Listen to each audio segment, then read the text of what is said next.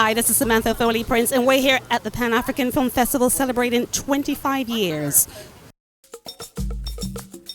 Now, we've got so many film festivals out there. I don't want to name drop, but Sundance, Toronto, etc., etc. What do you think sets this one apart as a film festival, and why is it so important? Yeah, absolutely. Well, first off, I mean, the fact that it celebrates people in the industry of the African diaspora, and an industry where that's not happening very often. And that's starting to change, and you're starting to see people kind of wake up to that.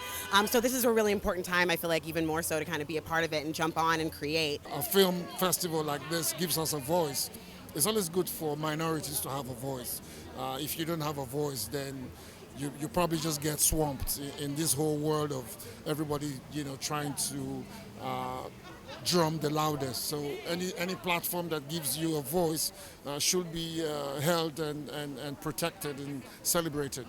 We have to tell our stories the way we want them to be told, as opposed to just folding our arms and having people tell our stories the way they want to tell it. It's about time Africans begin to speak up and put ourselves in good light, and not, all the time, throwing ourselves under the buses and trying to, put stories that don't tell the true strength and the true spirit of the African. With the Trump travel ban, I'm curious to see how it affects Nigeria down the line, and what message you have for Trump. I'm not sure what message I have for Trump, but I'm hoping that it won't affect Nigerians. I think these are early days and teething problems. I think he will settle down and understand that there are certain things that perhaps he cannot undo. America is supposed to be like the police of the whole world, is the balance for the civilized world. So turning America to the aggressor might not do well for the rest of the world. So I'm hoping that all of that will change. And I'm happy that PAFF has been on for 25 years. 25 years in today's economy is not an easy task. This is a land that is built solely on the strength and the sweat and the support of people who are not originally from here, And again, the industry is one that's very open to immigrants. My name is Imani Hakim. My father's name is Muhammad Hakim. He was brought up Muslim, and it's just a religion, and it doesn't mean that, it doesn't have the negative connotations that everyone tries to put on it, and I don't think that's fair. I just watched a film that was on Madiba's life, right? And in South Africa, during apartheid, the black South Africans had to walk around with what we would consider to be passports to prove that they lived in South Africa and that they were African. Ridiculous. So to me, it's repetitious of that same thing. It didn't work then, and it shouldn't be applied now. It doesn't work for the greater good. I find that when things are good, they work for me, for you, and the greater good. And this does not.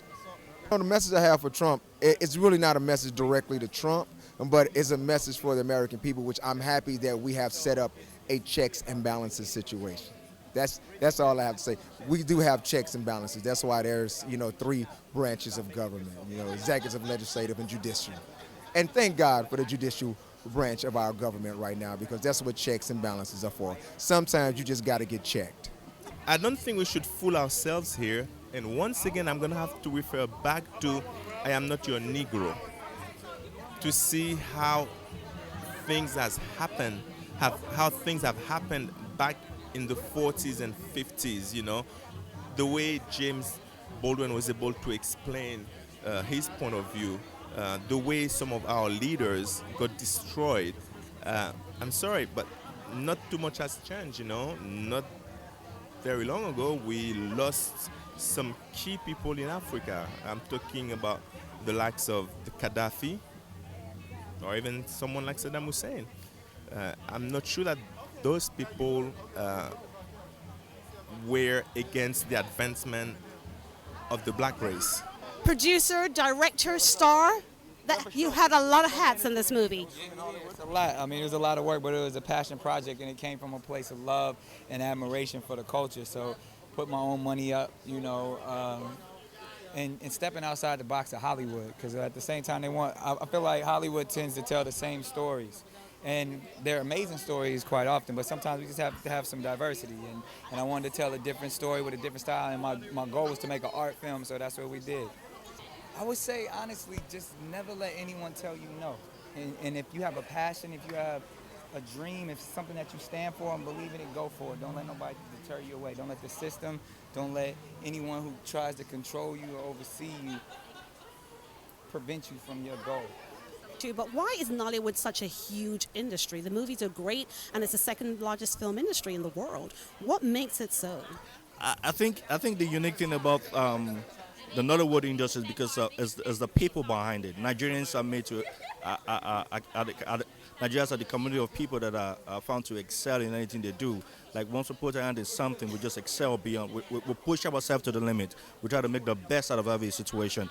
Even if it doesn't look like it, we smile through it and we come out, glorious and victorious, basically. So I think it's the spirit that we Nigerians carry, that everywhere we go in the world, we want to dominate, we want to excel, we want to exceed, we want to, just make it. So I think that's the spirit we carry. So it goes along with the film as well. Not just the film industry, everything you talk about, engineers, doctors, everything. So we have that spirit. It's an Mbong thing, I would just say.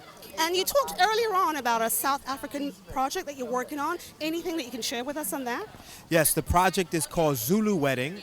I shot it in South Africa, and I got to work with an amazing actress named Nandu Miso. And it was just an awesome experience. And we filmed in Johannesburg and in Durban. To everybody that I've met, I just send them greetings of Sawubona.